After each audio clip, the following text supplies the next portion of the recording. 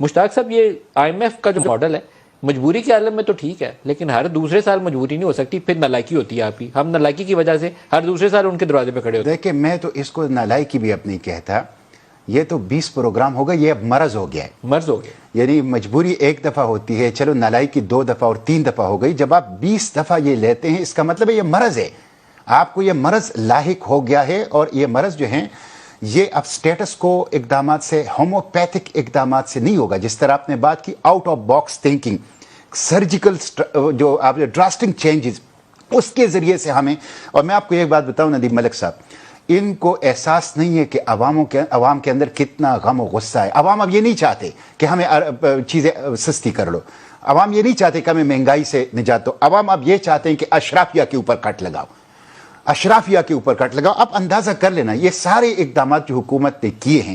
یعنی ایک تو میں مسلم لیگ سے یہ پوچھنا چاہتا ہوں کہ آپ کو یہ سب کچھ علم تھا جس کی آپ ابھی تفصیل بتا رہے ہیں، تو آپ نے حکومت کیوں لی؟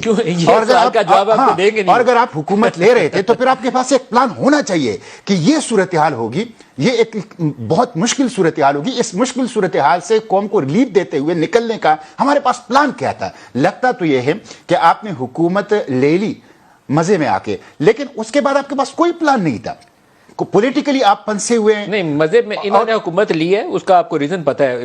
وہ اس لیے لیا ہے کہ نومبر میں ان کا خیال تھا کہ PTI والے اپنی مرضی کا چیف تعینات کرے گی تو ان کی گیم سے آؤٹ ہو جائیں گے، پولیٹیکل گیم سے. اس لیے لے لو، چاہے یہ مہنگائی بائی کے جوتے کھا لیں گے، بعد میں دیکھ لیں گے. یہ غلط سوچ تھی، ان کو نہیں لینی چاہیے تھی. اب اصل مسئلہ تو یہ ہے کہ آپ ابھی بتا رہے ہیں کہ معاہدے، یہ تو آپ کو پتا ہے کہ معاہدے انہوں نے کیے، یہ بھی آپ کو پتا ہے کہ انہوں نے 25,000 روپے کا قرضہ قوم کے، ارب روپے کا قرضہ قوم کے اوپر چڑھا ہے. یہ بھی آپ کو پتا ہے کہ 2,500 ارب روپے سرکولر ڈیٹ ہے ہمارے پاور سیکٹر کا. یہ بھی آپ کو پتا ہے کہ ہماری GDP گروتھ بہت، یہ بھی آپ کو پتا ہے کہ ہمارے اسٹیٹ اور انٹرپرائز تباہی کے دہانے کے اوپر کھڑے ہوئے ہیں. یہ سب کچھ آپ کو پتا تھا تو پھر آپ نے حکومت کیوں لی؟ اور اگر لی تو آپ کے پاس وہ کون سا پلان تھا جس میں آپ نے قوم کو اس سے نکالنا تھا؟ اس لیے اب میں آپ کو ایک سیدھی سادی بات بتاؤں، یہ جتنے بھی اقدامات ہوئے ہیں غریبوں کے خلاف ہوئے ہیں.